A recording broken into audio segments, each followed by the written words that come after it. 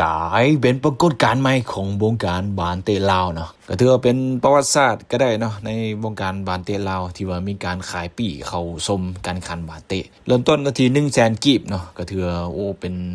ราคาที่สูงที่สุดเนาะที่เคยมีมาในประวัติศาสตร์เนาะเพราะว่าที่ผ่านมามันเริ่มต้นอยู่ที่10-20,000เนาะซึ่งรายการนี้ก็จะเป็นการแข่งขันรายการใหญ่ที่สุดในอาเซียนจะเป็นรายการ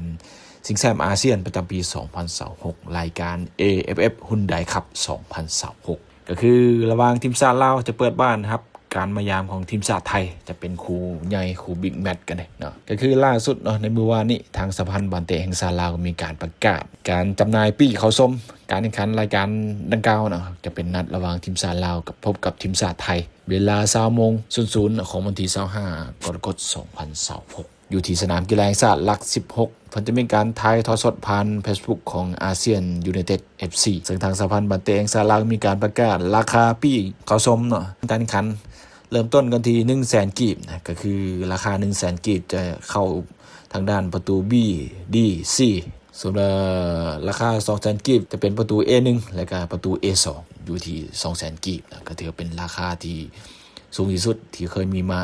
แต่ว่าเทียบใส่ประเทศอื่นเป็นราคาต่ำหลายเนาะเพิ่นก็มีการแจ้งข่าวมาแล้วเนาะเป็นทางการแล้วเด้อเนาะก็สามารถไปซื้อได้อยู่ในลิงก์เนาะทางด้านออนไลน์ก็ได้หรือจะติดต่อหาเบอร์ใน Facebook ของทางด้านสหพันธ์บาสเตะแห่งชาติลาวก็แล้วกันเนาะไปติดตามกันได้รายการนี้ก็น่าสนใจเนาะทีมชาติลาวมัน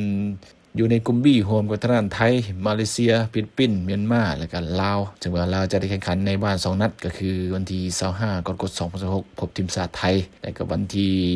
1 สิงหาคม 2026พบทีมชาติฟิลิปปินส์เพิ่นก็มีการแจ้งมีอีกเนาะทางสื่อไทยเนาะก็คือทาง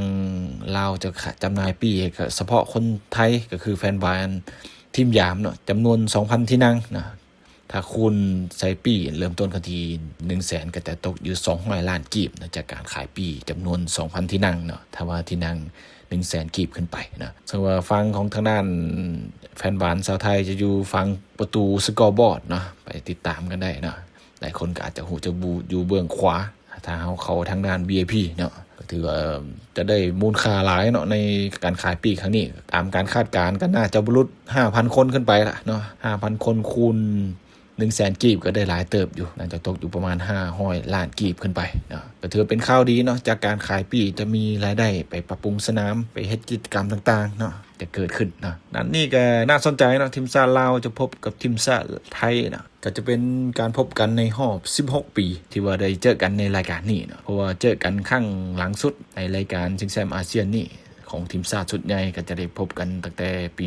2010 พุ่นน่ะในปีนั้นมันทีมชาติไทยเปิดบ้านเสมอกับทีมชาติลาวไป 2-2 ซึ่งว่าในตอนนั้นทีมชาติลาวยิงประตูได้ก็จะเป็นทางนั้น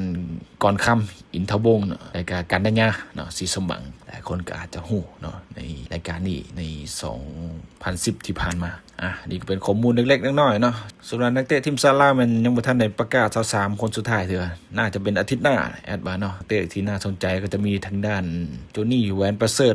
บุญพจันทร์บุญกองดามดทองคำสวัสดิ์พยัคฆ์ศรีพนมเป็นทางด้านพุทธวงศ์สังวีไลก็มาครบทีมกันเลยเนาะแต่ก็น่าเสียดายบ่มีนักเตะเสื้อสายลาวมาช่วยในสุดนี้เนาะส่วนทีมชาติไทยมันน่าจับตาเนาะเพิ่นก็บ่ทันได้ประกาศเถอะรายชื่อในกีฬานะแต่ว่ารายชื่อล่าสุดเนี่ยนาย่านเนาะเป็นเบียงหน้าของทานวาลีกาหัวหน้าผู้ฝึกทีมชาติลาวก็เด็ด